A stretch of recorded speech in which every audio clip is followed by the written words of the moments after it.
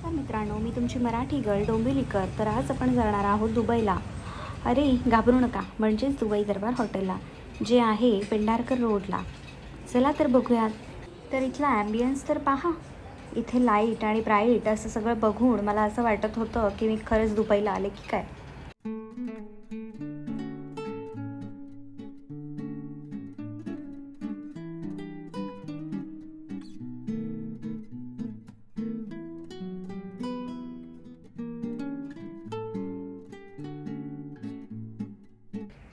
तर आम्ही इथे स्टार्टरमध्ये चिकन कोरिएंडर सूप ट्राय केलं होतं, जे टेस्टला खूपच छान होतं.